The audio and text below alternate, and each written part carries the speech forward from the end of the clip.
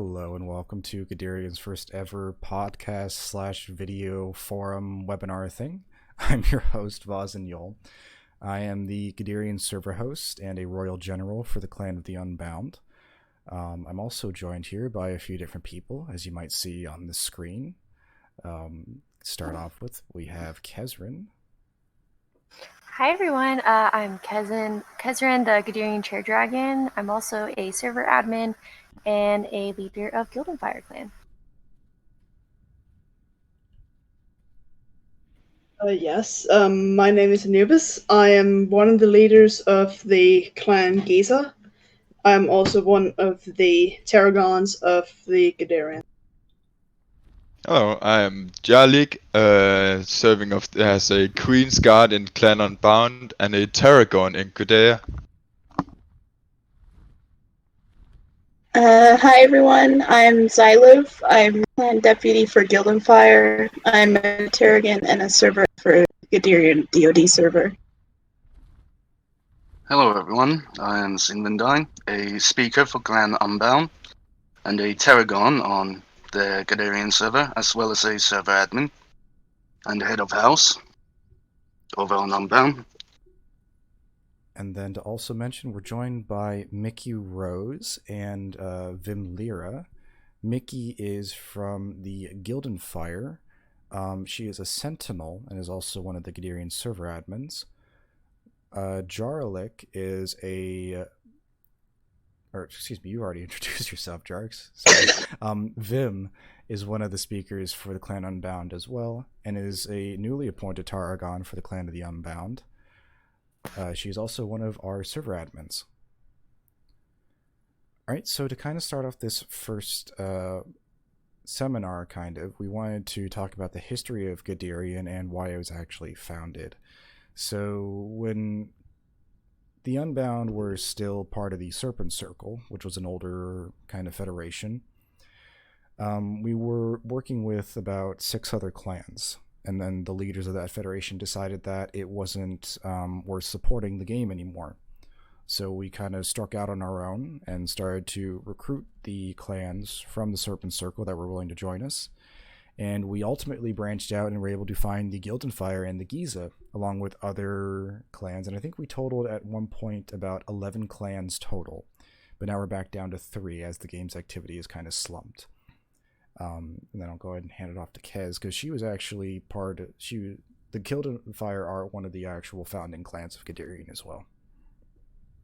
Yeah, when you guys messaged us, I'm pretty sure you found us on the DoD official Discord, and we're just kind of searching around, and you guys presented this opportunity to us, and we were really intrigued by it, but kind of, wanted to sit back and watch and see how it was going on. But you guys pretty much came over and said, hey, we're going to give you an opportunity to come join our server. We're going to provide for the server. You just have to come. We're trying to bring in more players. There's going to be some more structure to it, as in, we're going to have rules and territories and all that stuff for the clans. And you guys brought the opportunity. We're like, well, that's a lot better than playing on official and having everyone murdered at first sight. So we definitely jumped in and started, seeing some really nice potential in Gaderian, and decided that we wanted to take part and help it grow. So yeah, thanks for inviting us. Yeah, of course. I think we kind of found the Anubis clan, the Giza clan, the same way. I remember talking with Anubis and Horus specifically about that opportunity. And I think Anubis, you have some more to input on that as well. Yeah, as you said, you contacted specifically me through Discord, because I'm the only one of Horus and me who has DMs turned on for the official Discord. But you contacted me and you were like, hey, we're making this server, and it would be super cool if you came and joined us. And I was like, sure, let me talk to the rest of the leaders of Giza and we'll talk about it and go back and forth a bit, and then I'll come back to you.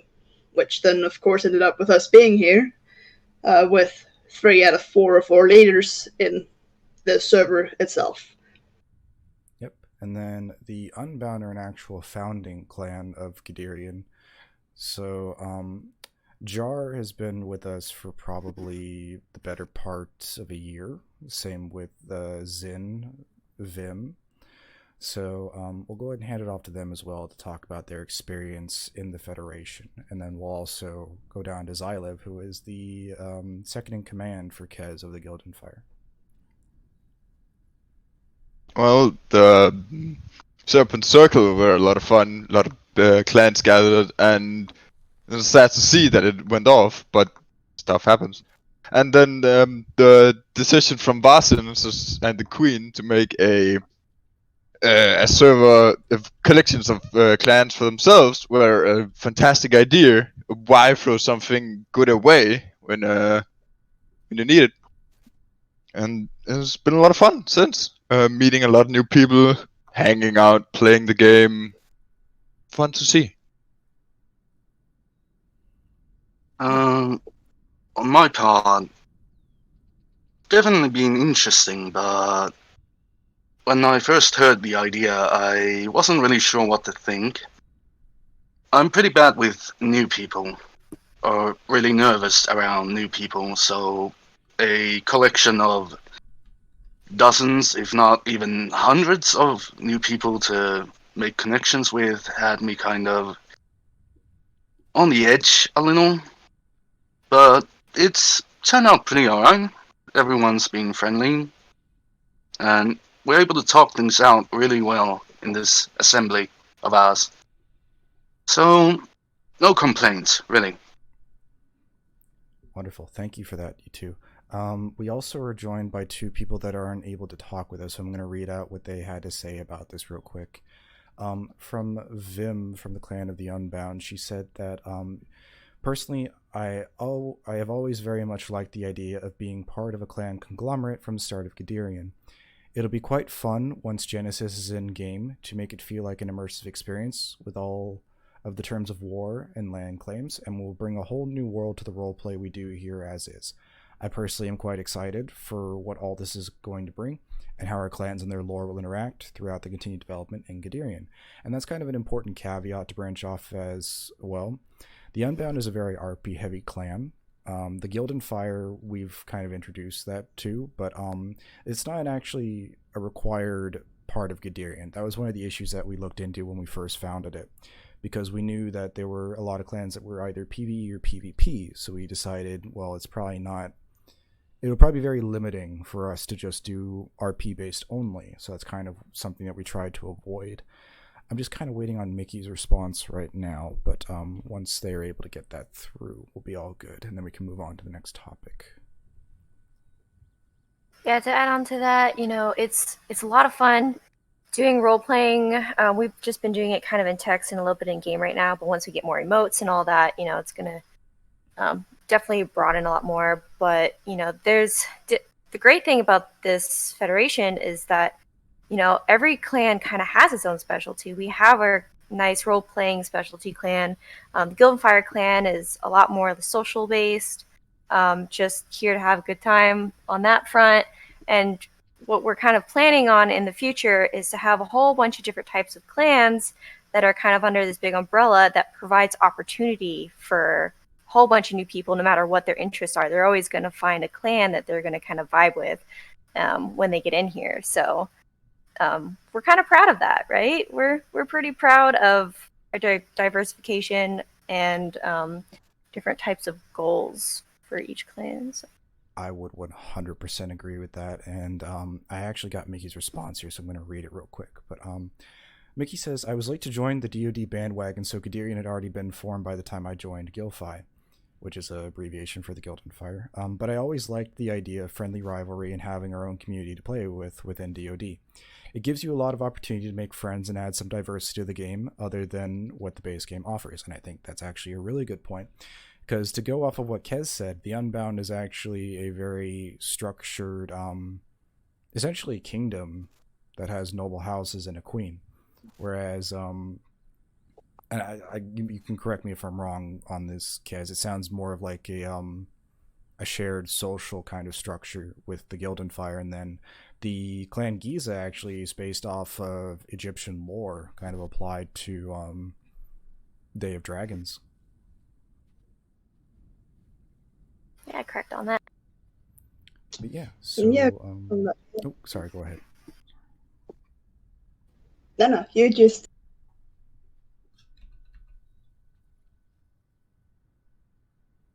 All right. So, kind of branching the topic of actually talking about Gaderian's history, we also have gone through a lot of processes to create an assembly of Gaderian.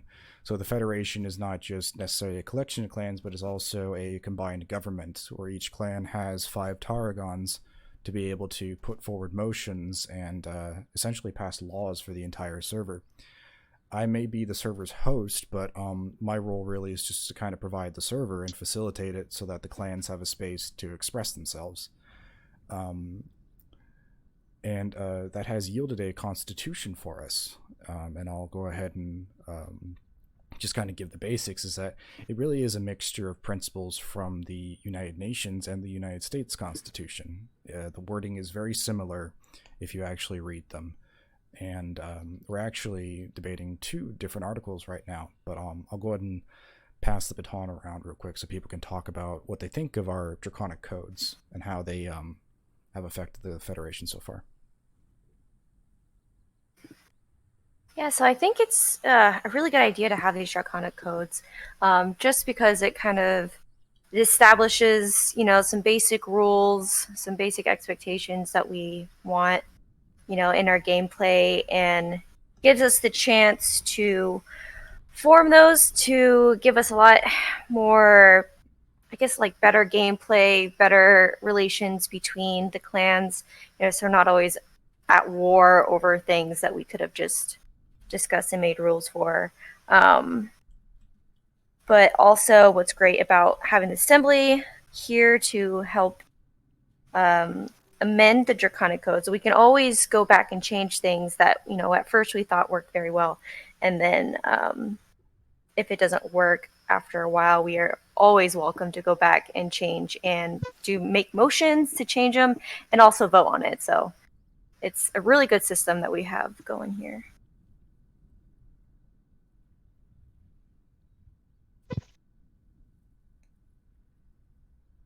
Yeah, I would agree. Anubis, did you have anything to add on the codes? Not really, no. Catherine really said that, but yeah, it's really just, it puts out like a just a really like set of rules for us to follow. That way we can, well, obviously avoid as many rules as possible. But that way we can also say, okay, you have to apply by these rules to like really be part of this, because we can work together throughout those rules. Yeah. So, and then also to kind of hear what Jar, and then going down the order as well, what you guys thought about the codes as well, because it was quite a process to actually get it implemented when we originally proposed it. The code most definitely adds extra. It's always nice to find something in a video game. It's like, yeah, this game is nice, but let's add something. The code gives the opportunity for better RP, better gameplay. It's per se. What else? I think everything that I wanted to say have already been said. Yeah, and to kind of put a caveat on it that I kind of wanted to address with Anubis is that the codes themselves they're not designed exactly to deter war per se, but they are certainly there to make sure that the channels of the communication are open at least. But yeah, if anyone else has anything to add on the codes, by all means, please. Oh, I think. Sorry. no, go ahead. Okay. They're a lot like codes of chivalry in a sense, and I really adore that about the codes, that we can all work on them together. It's not like one person dictating everything we do. We all vote, we all get to have a say, and we debate on it, and if we don't like it, we throw it away. Yep, we actually had to amend them to even give the server hosts power to vote, because they didn't have that originally.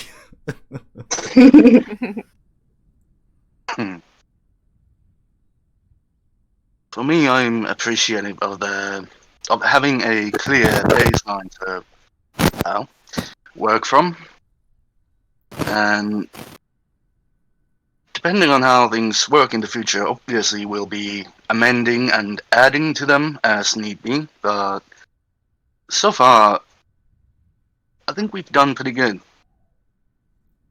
I would And certainly agree. though, of course, we may still need to work on the rules of engagement, so to say. Though we do have the obvious ones in place already, like killing on sight and, well, wholesale slaughter and whatnot. Unofficial or official. But Official servers that would are. be the only gripe I have with the official servers. Other than that, the people on there are usually pretty nice. But Yeah. we do have an actual response from Mickey real quick. She said that she likes them and thinks that they're a nice twist on the Discord or server rules, which they in fact pretty much are. They're meant to be a model for the server rules.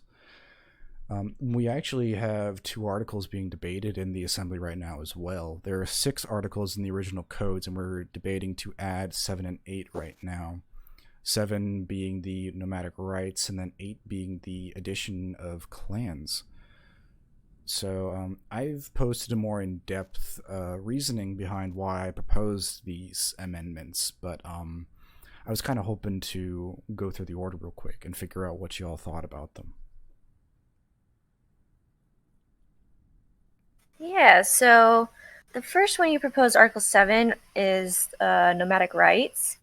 And I feel like, it's good to definitely cover nomadic rights because we want to invite new players onto the server. We want people to not, feel like they have to join a clan to play on it.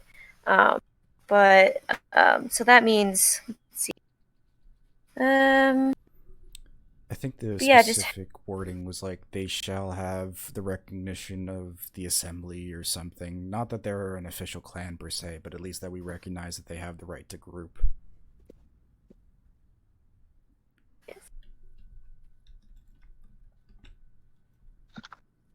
Indeed. And if they want to form a clan, well, they'll have the right to petition us for clan status.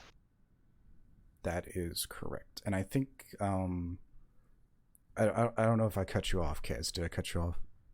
Oh, no, you're good. Okay. I think it was important to include the petition in there because there has been discussion on adding clans to the Federation in the past. That's something that the council members have had to talk about when that High Council still existed. So this is kind of one of the solutions that might be put forward to solve that issue because really it should have the consensus of the Federation if a clan is to be given membership status, because there's real power that comes with the membership status, as we all know. Each clan is given 5 Tarragons that can bring and vote on any motion that has ever existed within the assembly. So you could very fundamentally change how it actually works.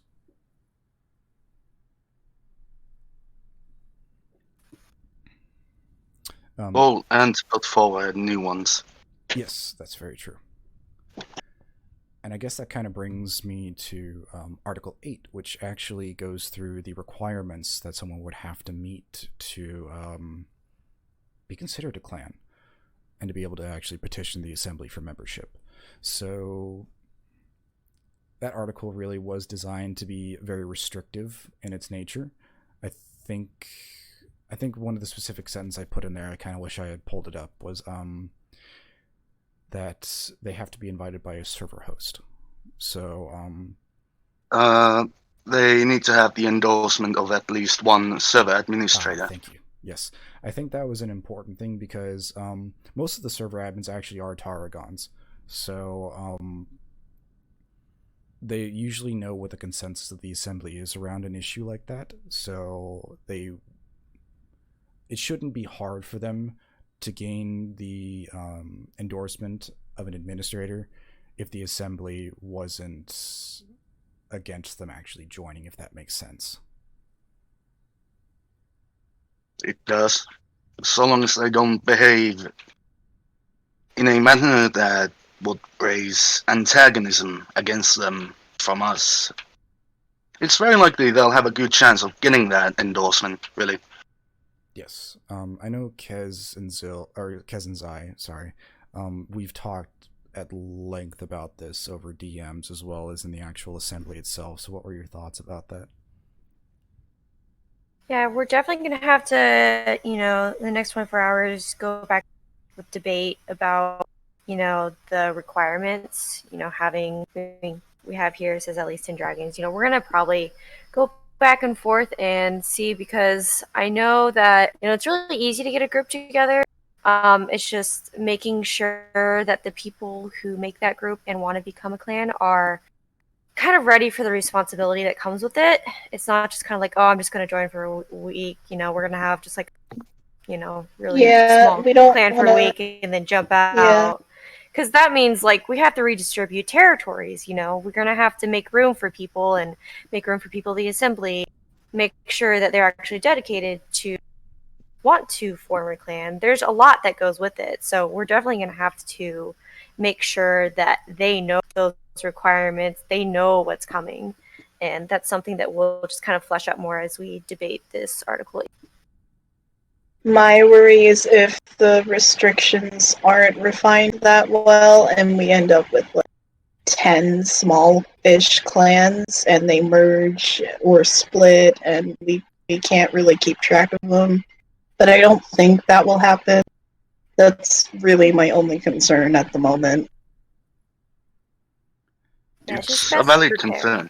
It is a valid concern because I kind of lowballed the number just to consider the current state of the game, but I agree the requirements could definitely be revisited, and I think most of the time whenever I propose something like this and I put requirements in there, I almost always know they're going to be changed. It's kind of just something that I throw onto the paper to make sure my thought process is out there. That's what this is all about, is, throwing out our motions, getting everyone's feedback during the debates, and then running votes, and then also just being able to come back and amend them. That's what all this is about, and that's the beauty of it. It's not law for the rest of our lives once it's set, so. No, yeah. It's not. Well, and it's really interesting to look at it when you actually do these motions as well, because when they get amended, they usually almost always pass with majority support. The only one that didn't really, that kind of flopped, is when we talked about the economy part. That one flopped hard because it didn't have the consensus of the assembly, so it didn't become law. Yeah. That debate went on for that. But it was good because it brought a lot of the issues that the clans had worries about to light, which was very enlightening for myself and the other server hosts.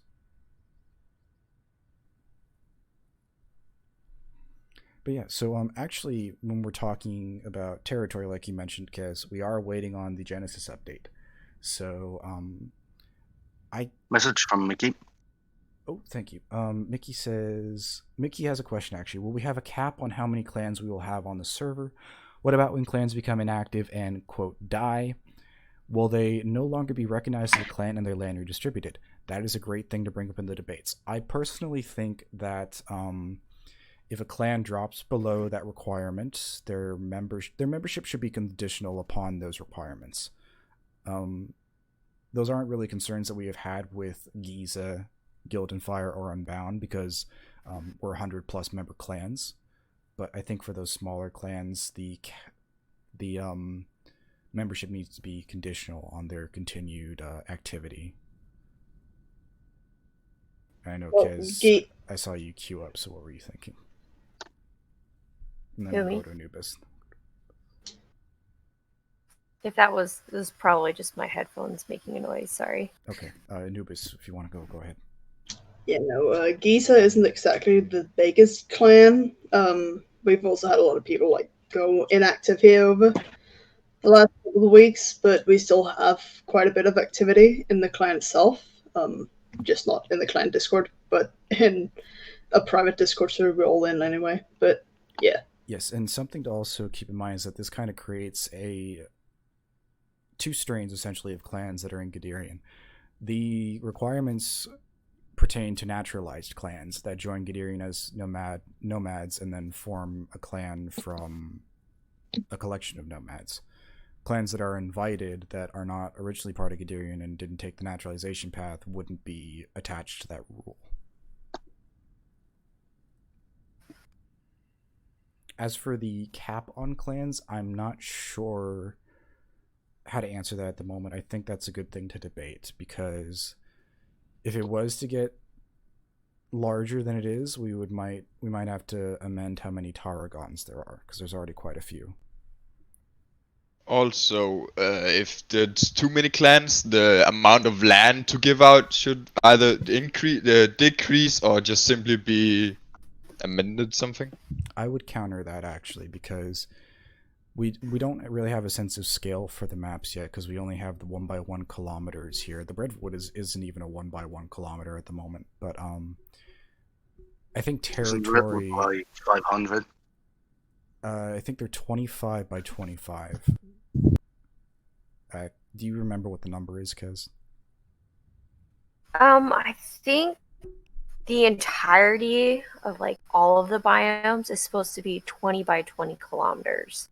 How they're going to divvy that up between biomes is currently unknown. Okay. But still, with that considered, there's still a lot of land to go around, so I think it would be a long time before we hit any kind of land cap. And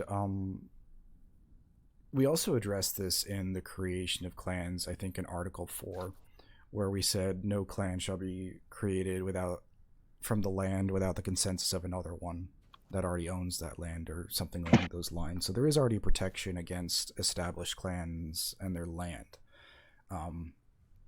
Once a new clan gets their territory, though, and they want to go fight another one for it, that's an entirely different matter, though.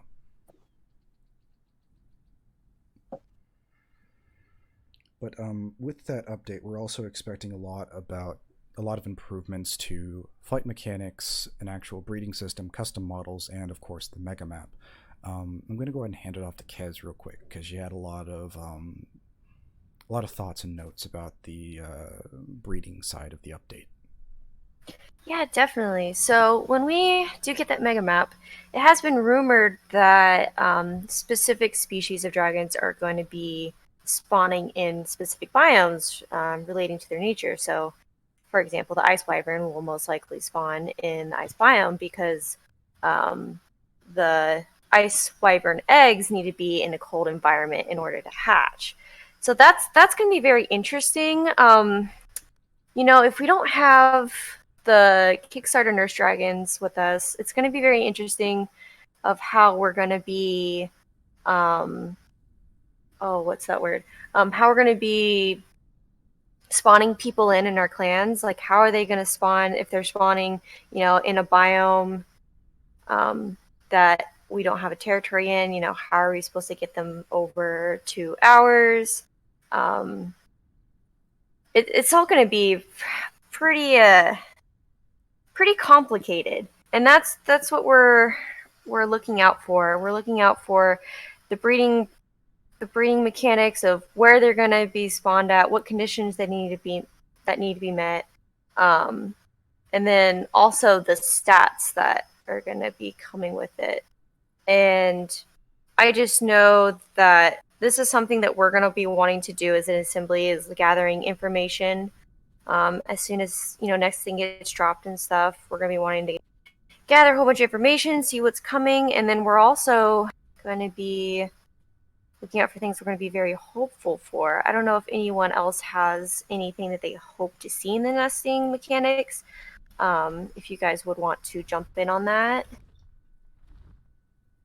Well, I don't really have much idea regarding the breeding system. A part of me suspects that, let's take the the acid spitting drake. Part of me suspects it might most likely spawn in the swampy biomes. Seems to make sense to me, at least. Yeah, agreed. Yeah. Or maybe like a rainforest biome might be a bit more fitting, because it seems like a poison dart frog. I don't Possibly. Something I really want to see with the update is some kind of compass or navigation system. At the moment, Oh, we kind of just absolutely. have the sun at the moment, which is fine. But with how expansive Difficult. the map would be, it would be much easier to get around. My kind of suggestion with that is having, since this is another world, this is not Earth, we could have different moons and planets in the skies. We could also have constellations too, pretty visible I like that. constellations in the sky that we could at least follow. And then when it does come to the point, where there's like weather in the game and that's blocking out the sky and stuff, that's going to be kind of like real life navigation. It's harder to navigate when you have weather going on. So, as for an actual in-game map or an in-game compass, that's definitely something that they need to play around with. I don't really want an in-game map, but some type of compass I would be okay with. But I just really want them to get creative with it. It's something that we haven't seen before. I me, saw a suggestion. Let me Oops, sorry. interject real quick because we have the two muted people actually posting some stuff. So, Mickey actually pointed out, and this is very akin to the Isle, where you can use your sniffer to essentially tell where north and south is, because I know they have that little uptick and the downtick to tell you where those are, and then also to show you where food and water is. So that could be an interesting mechanic for them to explore. And then Vim also brought up the idea of the better flight system, which we are expecting to see in the update, because I don't personally have a gripe with the flight system at the moment, but it is a bit clunky. And it's really something that I hope you can feel the momentum from the dragons, like what Vim said, because right now wyverns don't feel as heavy as they should be, I think. I don't know if anyone else kind of has that feeling with the flight system, but Yeah. That's what I wanted to bring up from the two. And then we also have one from Tal. Or actually, Tal was just echoing off of the navigation idea, so she really liked that. But please go ahead, Sil, or Zai. I saw a suggestion on the DoD Discord the other day, and it was like maybe we should be able to leave like certain scent markings for like territory, or maybe water this way, north is this way, don't go this way, it's dangerous, that sort of thing. Right. If we're gonna actually, let's go ahead and catapult that into the DoD suggestions then. So, what we did is that we all collected at least one suggestion from the DoD Discord that we really liked or wanted to dispute a little bit. So, we'll go ahead and go down the order real quick. So, Kez, go ahead and hit us off real quick. There's multiple suggestions that I saw that I really liked. Make sure to credit the user that actually posted it. True. I guess the one thing that I'm pretty passionate about is my own suggestion that I recently put. I'm sorry, okay. I like wrote like an entire freaking essay on it. Was just having a way to be able to kind of save the rare skins that we get, whether that be having to meet certain criteria with that dragon, with that skin, to be able to save it. I kind of suggested a kind of reincarnation system, as as you age, and as you do more in the world, you kind of gain more. I don't know what kind of term I'd use for this. You just gain more kind of like a energy, I guess, that allows you to kind of solidify, your dragon's model and skin and stats and all that. And I was hoping that they would kind of visit on a way that we could, either quest or try to find a way to save the skin we got, because it's just a pain that once you get your favorite skin and then you aren't able to go through the process of, earning to keep it. I feel like I would never want to play any other dragon if I finally got this ultra rare skin, and I would never want to switch dragons and play as other species. I would just stay as mine, try to breed in as many people as I can, nest in as many people as I can, and like try to do it that way. But I just think that we need more, just a better way to be able to definitely save and have our own library of skins that we have been able to acquire and pretty much set in stone that we have it. But you definitely don't want to immediately save it, as soon as you're nested in as it, because there's no incentive, there's no fear of losing that skin. It's just like, oh, okay, I've got it, so that's just in the archive. But I don't know if any of you guys think that's a good option or a good mechanic, but what do you think? I definitely think that it's an idea worth exploring, but it could also be something that the devs have already accounted for in the update, and we just don't know. Well, we don't know really, because Jo probably hasn't checked him, but he'll usually react with a cookie if something's pretty close to what he's actually trying to do. But I think, let's just hope. Are you essentially saying it sounds like a skin dex, essentially, that you're proposing? Right? Yes, but you gotta earn the right to keep that skin as well. You gotta make it to a certain point in adulthood. You have to go out into the world and do specific tasks to be able to keep it, like slaying the elementals. It has a huge margin of risk element to it. So like it's scary because you're like, what if I lose my skin? But at the same time, the risk is worth it if you get to save that skin. Gotcha. Okay. Okay, Anubis, do you have a suggestion that you wanted to highlight from the DoD? I actually do.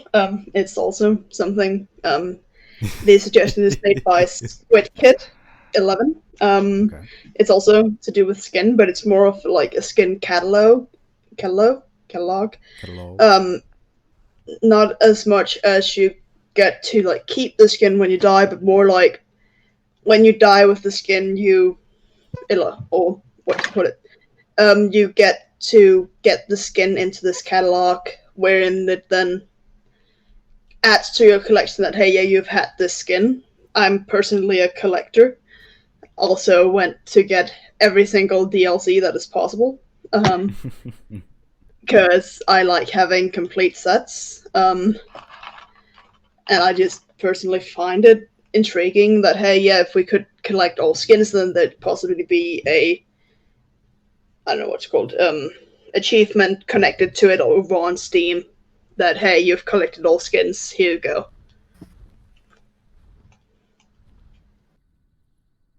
Right, and I think that sounds very similar to what Kez had to say. It almost sounds, at least to me, it sounds like the same thing, just you don't get to keep it. I think it'd be a good add-on, honestly. Like, to actually have a UI where you get to display, the skins that you have. It could definitely be a function to add on to my idea that would probably complete every to actually have that catalog, and even like Steam rewards, right? Because Steam rewards are a thing on your Steam profile. Like, oh, I've got all these skins. I've got the awards to show for it. It's a really good idea. I will actually take that opportunity to plug the DoD Patreon page because something related to this has actually been released there, but I will not spoil it, as that is for the patrons. So next up we got Jar. Jar, what is your suggestion you would like to highlight or dispute? I don't have any suggestions due to the fact that I'm no longer a part of the DoD Discord. Okay. Xylov, do you have any suggestions you would like to highlight or dispute? I unfortunately couldn't find the scent system one. They deleted it because it was literally posted yesterday, but I did find two that I really liked about emotes and calls. Right now, the only emotes we have are like 1 to 4, and like they're the basic calls you have on every survival game. So Nicole S Ultra said, "Why don't we have stances? And within those stances, have different calls. So, for example, you could have a scroll wheel and click a cautious stance, and then your 1 to 3 calls would be variations of either a concerned caution or an aggressive caution or a fearful caution, you know, sniffing or growling, but not quite outright claiming the territory, that sort of thing. And like every 4th version of the call is unique to a dragon species specifically, so maybe the Flamestalker, if you were in an aggressive stance, would light on fire in order to assert dominance. That's And very interesting, actually. Yeah. That's like one of my favorite suggestions that's been put out there. And it also links quite nicely into another person named Moonlight's suggestion that we should have long distance like mating calls and group calls so we can find each other easily across the map. That is very much a problem. Yes, because if anyone who hasn't actually gotten far away from their group, it will make their name disappear, and you're essentially going to have to try and get back in that range to be able to see each other. Something that Tal And also just RP. highlighted. Yes, something that Tal just highlighted in the chat as well is that Jo has stated he wants a mating dance, so that could possibly be an emote that we see coming in that update as well. At least I hope we see that. It's not a joke. That is. I don't think that's actually a joke, because it actually is very integral to nature. It's used by a lot of species. Yeah, no, both Parrot and Jo has mentioned in the Discord that they'd want that, but they weren't sure when they'd get it. They wanted it, but they weren't sure if they would get it early on, though. Right. Oh, it does make sense.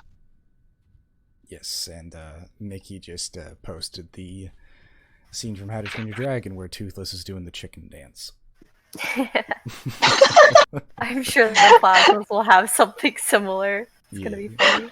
Oh. So, I guess then we'll hand it off to Zen. Do you have any suggestions you want to talk about or disagree with?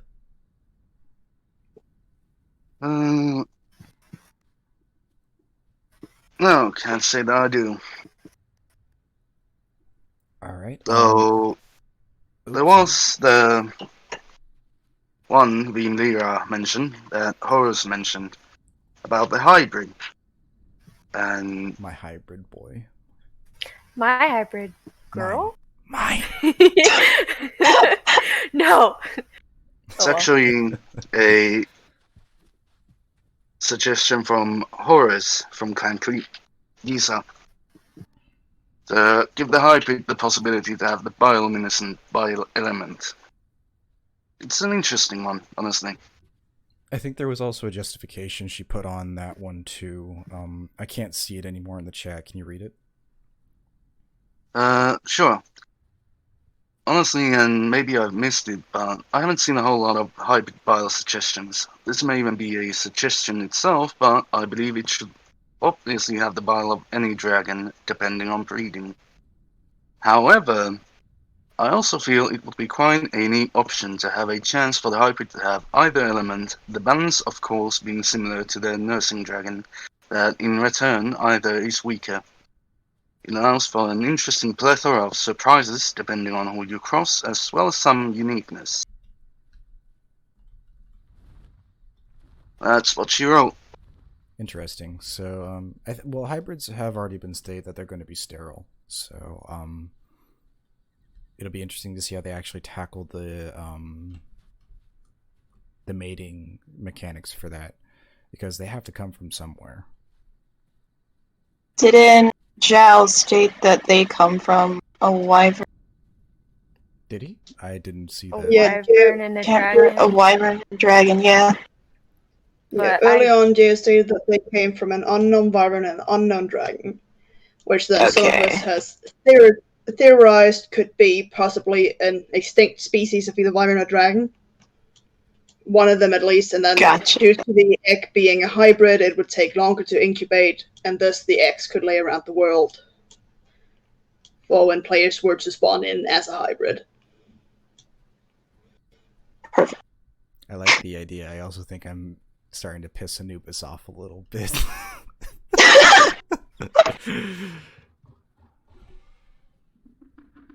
All right, so I think that's going to go ahead and wrap it up for the discussions then. We'll go ahead and start to wrap down this episode then. So thank you to anyone who has actually stuck around for these 45 minutes. We just kind of gone on conversation and covered all the topics that we wanted to in this episode. This actual recording is being posted on Monday, the 22nd, right? correct. Okay.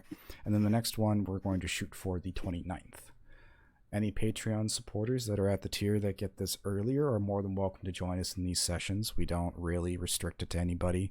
As long as you're a Patreon member, a Tarragon, or a staff member, you're more than welcome to join us. Are there any closing remarks from any of y'all? I hope you all have a nice day. Oh. Hello. Yeah, thanks for joining us, and we definitely plan to do a lot more of these in the future because it gives us just a chance to talk about the game, how it's developing, because it's in the middle of development, and the more things that are released, the more we're going to have to discuss, the more we need to discuss, and the more that we're going to want to kind of show off and explain to you guys. With us explaining and helping kind of define new mechanics and the like, it also kind of helps solidify the idea in our brains as well, and then get everyone's feedback. So we definitely encourage people to join us in the future, and even after the podcast is posted, would love to see you in the comments, and we'll be kind of interacting in the comments as well to either extend on to what we talk about, or to kind of talk between everyone who weren't able to make it and are in the comments at that time.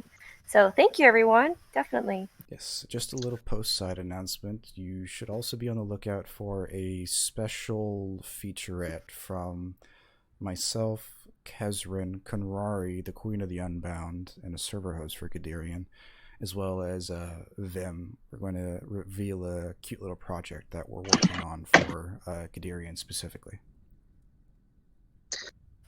And a quick disclosing message from Mickey. This has been a lot of fun, and I definitely look forward to more episodes. I do too. And as for myself, I've had fun discussing all this. I hope you've had too. Now, remember to stay safe, everyone. Peace is a lie. Whenever Jar is concerned, yes, that is a lie. Absolutely. Chaotic. All right, thank you all for joining us. Hope you all have a wonderful day. Goodbye.